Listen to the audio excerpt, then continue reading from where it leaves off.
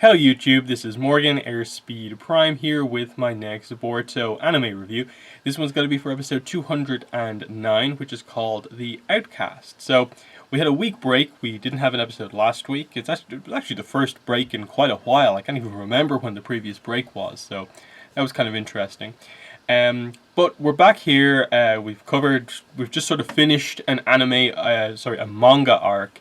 And now we are here into some anime original content for the next couple of episodes at the very least. So here's more of a sort of solo one-off episode to sort of get things going.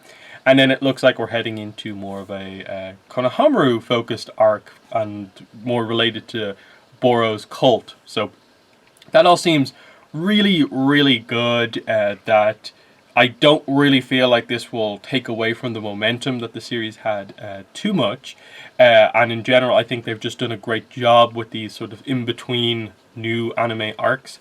So this one should be just as good as we build towards the next manga arc, which, again, big stuff coming, and they more or less sort of foreshadowed it with the kind of core theme of this episode. That being that Kawaki is having nightmares about sort of what Jigen's next attempt to get him back will do to the village.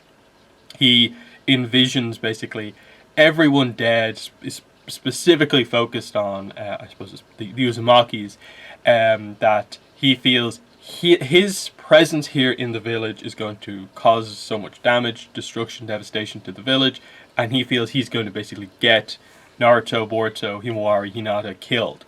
And that informs some of his actions in this episode, and they thematically link that into the Himawari plot with the wolf, I think it is. Seemed a bit much to be a dog, so I'm just going to say wolf for the sake of this, because they were talking about packs and so on. But in that sense, like, this episode worked, I think, very well, because all sides of the episode were interesting. They linked them like thematically in the writing, and it felt like, even though this specific instance was not in the manga, like Kawaki going to leave the village at this point, that was actually a rather kind of big, kind of major event to have in an anime original episode, and I think they did it quite well with that scene at the end with Boruto and Shikamaru kind of coming out to sort of speak to him. So I'm excited to see where they go from here in terms of, that's actually a good instance to have going into sort of what Kawaki's going to be sort of dealing with in the next arc. But yeah, we start off with a little bit of a mystery in a way in the Uzumaki household, and that's that some ham has been taken and no one admits to being the one to take it. So it's just like, oh, I guess I just forgot that we had it or not. Then it is revealed that Himawari has actually been going out on her own into the sort of forest nearby to basically feed this white wolf who's been kind of quite heavily injured. He's shy, doesn't really trust people, and seems to be separated from his pack. Kawaki is the one to notice this first of all and sort of follows her out there, so he gets to meet the white wolf called Jagi. And immediately we get the idea of Kawaki sort of connects with this wolf and the idea of what it is trying to accomplish with staying away from its pack, and the pack, staying away from him. That the white wolf is an outcast because it's such a bright color compared to all the other wolves who had sort of darker markings and so on. So all of the dangerous animals like bears are going to come from the white wolf, and so he feels that staying away from the pack will protect the pack, and it eventually results in the death of Jagi. Very emotional moment, just because this is this animal that Himawari specifically has connected so much with, and so seeing her upset about this animal that she's kind of bonded with was quite a big moment, to just see her break down in tears over it and just kind of have this very real moment where, she has to be sort of thought by Kawaki just that this is how nature works. This is a wild animal out in the wild. It's a wolf, while it preys on other animals are going to prey on it.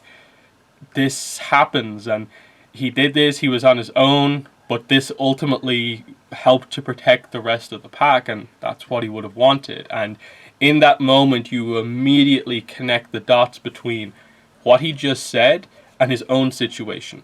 He wants to protect his pack, his new family, the Uzumakis, from any danger he might cause by being, the vessel, the one who everyone wants and is after. He feels he's putting the village at risk by being here, and this just put into perspective here that realistically this is what's going to happen. In the same way Jigen just appeared the last time, he can appear again. So he knows that there's a huge amount of danger with him staying here, and so he more or less makes this decision to leave. He wrote this letter earlier on in the episode to Naruto saying that he's going to leave. He does bin the letter after Himawari talks to him and says that I'm happy that you're in the house. They have a bit of a connection where they talk about this, and he does get across that he likes being here. That Boruto's up in his business. Naruto cares about him. Hinata has never once been afraid of him at all. That he does really like the dynamic in the house. That he's grown to really be attached to this. But that is another aspect of why he sort of wants to protect them by staying away. But I like the kind of conflict that he had within him of he did bin the letter, but then that moment with the wolf where his situation was brought up in a real life situation made him realize that no, I can't just stick here and put everyone at risk. And so he decides he has to leave the village. So he leaves Himawari there. They bury the wolf, Jagi, and basically heads out the main gate. But this is where Boruto, it's revealed that they found the letter in the bin. They know what he's planning to do. Boruto comes out to talk to him, and he can't quite convince him. But then Shikamaru is the one to sort of stop him, and it's just this kind of reveal that Shikamaru is kind of in a way a proof of everything that Kawaki is saying, because he still suspects Kawaki. He has people going around the village to follow Kawaki. So there's proof that they consider him to be a danger that needs to be followed at all times.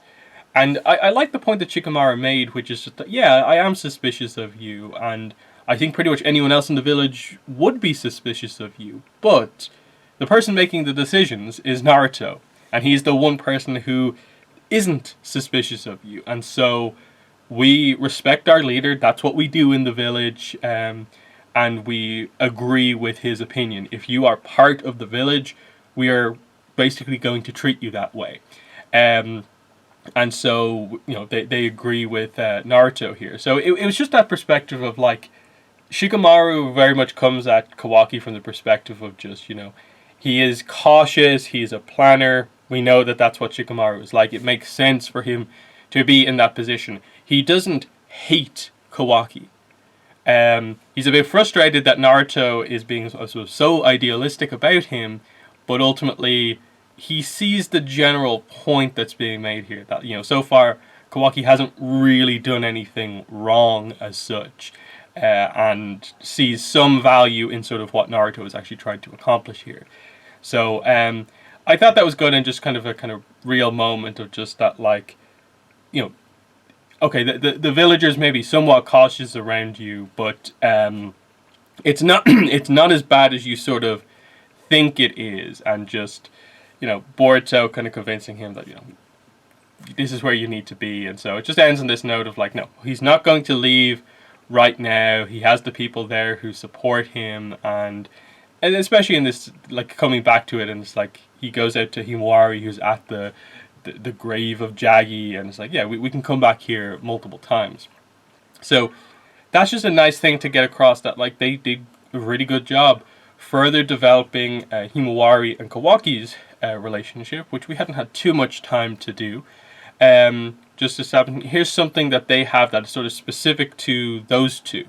That Boruto isn't really involved in this whole thing with Jagi at all, but it's something that they have kind of more establishing, again, more the sort of familial bond between those two that Kawaki cares for Himawari and wants to keep her safe, and here's another sort of kind of reason behind all of that.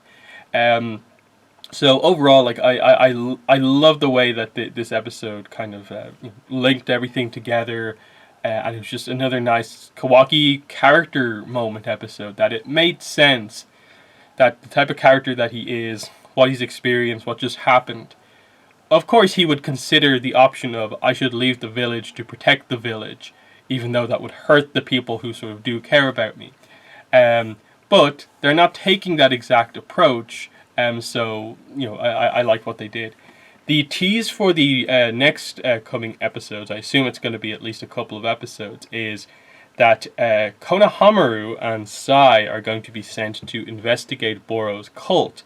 So the stuff we set up quite a few episodes ago with the what seemed like the very minor, just like extra information on Boro's cult. Like I think for most people, Boro, the additions that the anime made to him, was a little bit of a disappointment. They didn't really add too much extra, but they're coming back to it here to further explain the cult, and I suppose to maybe set up stuff that happens with the cult later on in the manga.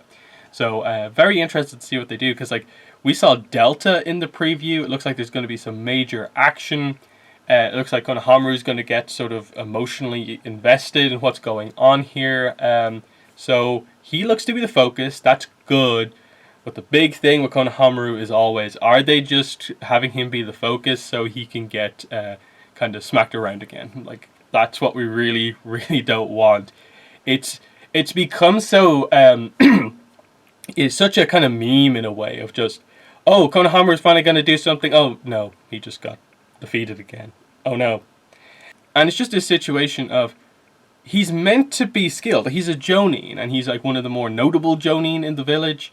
Can we please treat him that way? Can we do a little bit more with him? So hopefully here he gets a bit of a chance to shine and doesn't just get absolutely annihilated here. But seeing that sort of Delta is the enemy again is kind of like, oh no. Are these two going to be able to handle Delta when like Naruto, in the way he fought, it was a bit of a struggle for him.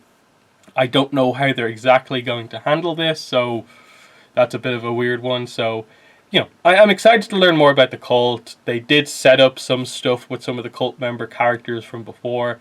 Definitely need to recap myself on that, but I assume they'll do that here because it has been quite a while.